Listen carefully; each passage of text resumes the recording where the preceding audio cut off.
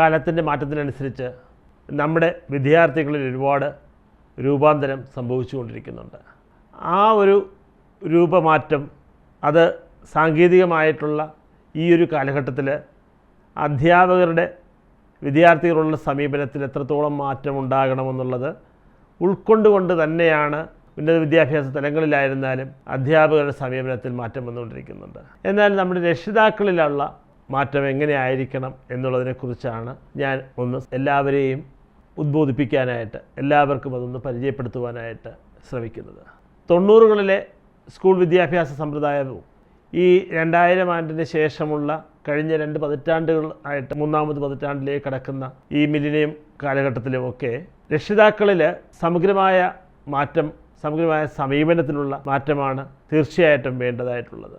അത് എത്രത്തോളം രക്ഷിതാക്കൾ സ്വന്തം മക്കളുടെ ഈ ഒരു ഡിജിറ്റൽ യുഗത്തിൽ അവരുടെ ലക്ഷ്യങ്ങളും അവരുടെ ആഗ്രഹങ്ങളും അവരുടെ പഠന സമ്പ്രദായ രീതികളും ഒക്കെ ഉൾക്കൊണ്ടുകൊണ്ട് മക്കളോട് എങ്ങനെ അവർ സമീപിക്കുന്നു എന്നുള്ളതിനെ ആശ്രയിച്ചായിരിക്കും തീർച്ചയായിട്ടും കുട്ടികൾ രക്ഷിതാക്കളെ ബഹുമാനിക്കുവാൻ തയ്യാറാകുക.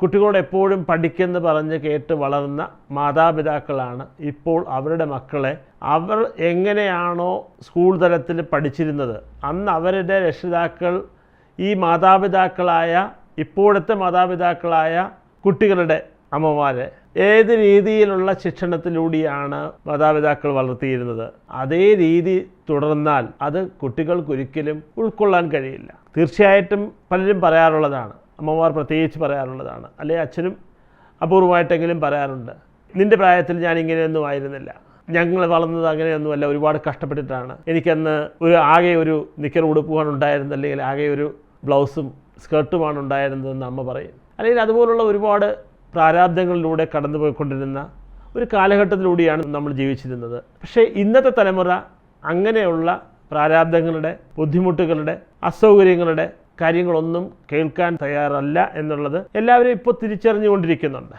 അപ്പോൾ കുട്ടികളെ എങ്ങനെയാണ് വളർത്തേണ്ടത് എന്നുള്ളത്, അവരുടെ വിദ്യാഭ്യാസ കാര്യങ്ങളിൽ എങ്ങനെയാണ് രക്ഷിതാക്കൾ ഇടപെടേണ്ടത് എന്നുള്ളത് കാര്യമായി തന്നെ പഠിക്കേണ്ടതായിട്ടുണ്ട്. കുട്ടികൾക്ക് സ്കൂൾ വിദ്യാഭ്യാസം നൽകുന്നതിനോടൊപ്പം രക്ഷിതാക്കൾ കൃത്യമായിട്ട് ആരിൽ നിന്നെങ്കിലും ഒക്കെ സ്വന്തം മക്കളെ എങ്ങനെ വളർത്തണം, വീട്ടിലെ അവരുടെ ഭക്ഷണ സമ്പ്രദായത്തിലായിരുന്നാൽ പോലും ഒരുപാട് ബുദ്ധിമുട്ടുകൾ രക്ഷിതാക്കൾ നേരിടുന്നുണ്ട്. കാരണം കുട്ടികളുടെ നമ്മളൊക്കെ കഴിച്ചിരുന്ന രീതിയിലുള്ള ഭക്ഷണം, ഞാൻ അതിനെക്കുറിച്ച് വിശദീകരിക്കുന്നില്ല, ആ ഭക്ഷണ രീതി അല്ല ഇന്നത്തെ കുട്ടികൾ ആഗ്രഹിക്കുന്നതും ഇഷ്ടപ്പെടുന്നതും അവർ കഴിക്കാൻ വീട്ടിൽ പ്രതീക്ഷിക്കുന്നതും. പക്ഷേ മാതാപിതാക്കളുടെ സാഹചര്യങ്ങൾക്കനുസരിച്ച് പലപ്പോഴും ഒരു കൺവെൻഷണലായിട്ട് സാമ്പ്രദായികമായിട്ട് നമ്മൾ ചെയ്തു പോരുന്ന അതേ ഭക്ഷണം രാവിലെയും അതേ ഭക്ഷണം ഉച്ചയ്ക്ക് സ്കൂളിൽ കൊടുത്തുവിടാനും അല്ലെങ്കിൽ രാത്രി വീട്ടിൽ വരുമ്പോൾ നൽകുന്നതിനുമൊക്കെ തയ്യാറാക്കുമ്പോൾ കുട്ടികൾ അവർക്ക് വളരെ വെറുപ്പോടുകൂടിയാണ് അതിനെ കാണാറുള്ളത് എന്നുള്ളത് രക്ഷിതാക്കൾ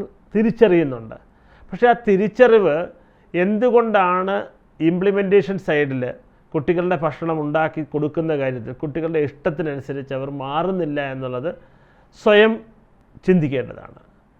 അപ്പോൾ എല്ലാ അർത്ഥത്തിലും പഠനമെന്ന് പറയുന്നത് എപ്പോഴും പുസ്തകങ്ങളിലൂടെ, അവരുടെ പാഠപുസ്തകങ്ങളിൽ നിന്നും മറ്റ് പഠനോപകരണങ്ങളിൽ നിന്നും ഇൻ്റർനെറ്റിൽ നിന്നും മറ്റ് സാങ്കേതികമായിട്ടുള്ള എല്ലാ സൗകര്യങ്ങളുടെയും ഒക്കെ പശ്ചാത്തലത്തിൽ കുട്ടികൾ പഠിക്കുവാൻ തയ്യാറെടുക്കുമ്പോൾ അവരുടെ പുറകെ നടന്ന് പഠിക്കുന്നതിന് വേണ്ടിയിട്ട് അവരെ പ്രഷറൈസ് ചെയ്യുന്നതിൻ്റെ സമീപനം ഒരിക്കലും രക്ഷിതാക്കൾ ചെയ്യേണ്ടതല്ല, ചെയ്യാൻ പാടില്ലാത്തതാണ്.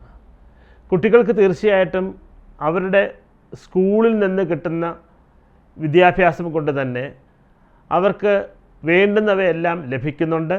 അവർ വീട്ടിൽ വന്ന് വീണ്ടും ഹോംവർക്കായിട്ട് ഒരുപാട് എഴുതണമെന്നോ വീട്ടിൽ വന്ന് ഒരുപാട് സമയം ഇരുന്ന് പഠിക്കണമെന്നോ ഇവയൊന്നും തന്നെ ഈ ഒരു കാലഘട്ടത്തിൻ്റെ ആവശ്യമല്ല. കാരണം കുട്ടികളുടെ ചിന്താരീതി, അവരുടെ ഇമാജിനേഷൻ കപ്പാസിറ്റീസ്, തിങ്കിങ് കപ്പാസിറ്റീസ് ഇവയൊക്കെ ഒരുപാട് മാറിക്കൊണ്ടിരിക്കുന്നുണ്ട്.